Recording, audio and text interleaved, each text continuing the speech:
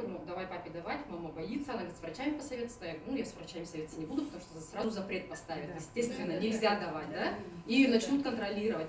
Я все перечитала, все перерыла, все посмотрела, меня очень сильно зацепило, что там есть радиола розовая, а у папы стафилококк занесли с катетером. И этот стафилококк он и бил везде, и глаз у него нерв, да, вот потерял он. Операцию сделали 100%, на следующий день все, ослеп на этот глаз.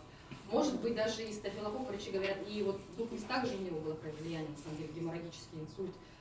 Мне заведующий позвонил с медцентра с таким этим, как бы очень аккуратно, маме в последнюю очередь я сказала, я не знала, как говорить, пока я сама не съездила, ну, меня, естественно, туда не пустили, но сказали, как бы, непонятно, что ждать, говорит, просто ждите, готовьтесь, говорит, там, говорит, может, сейчас второй его, потому что это катетер поставили, там кровь прогнали, ну, гемодиализ у него в 6 утра случилось.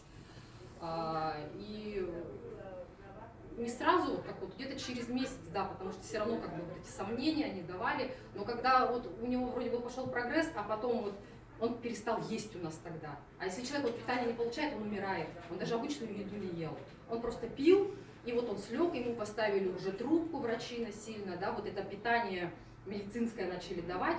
Как бы, они говорят, хотя бы какие-то микроэлементы. Я уже обращалась к разным людям, там уже и по практикам, да, я как бы, и мне вот одна девушка сказала, говорит, Валя, говорит, мы все будем молиться, да, молитва, но если он не будет есть, он не встанет, а ему нужны силы для организма, и все, и у меня уже мозг начал работать, я уже эту капсулу начала вот по-другому уже, все, информация зашла, а мне вот как вот есть, и многие же не читают, да, мы отсылаем, и все, и я начала изучать, я так говорю, питание, мозговое. То есть врачи же всегда живут, что это мозг поврежден, мозговое, как бы все ему давать нужно, как бы, чтобы он есть начал хотя бы. Вот у него аппетит повысился, силы появились, и он начал вставать.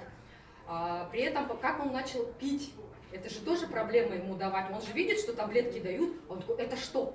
А накануне у него, как получается, вот лежит и непроизвольно рвота начинается. Я вот вызываю, когда вот я дежурила с ним, ну, меняемся, вот, получается, мое дежурство. И у него вот, мы сразу боимся, вдруг давление скакануло, я сразу дежурного вызывает, он такой, типа, ну, это, говорит, понимаете, говорит, это будет постоянно. Если, говорит, его рвет, ну, давление проверяйте, но там, говорит, поврежден участок, он при нем это говорит, у вас же, говорит, мозг поврежден, поэтому там рецепторы что-то, ну, как бы вот. И все, и я такая думаю, так понятно, как ему уже можно, чтобы он понял, почему это ему нужно пить, чтобы он не отрицал, потому что мы вот тоже пили вот разные, да, вот как бы, он не верил, это был Фома неверующий, он вообще не верил, что мы вот тут оздоравливаемся, а он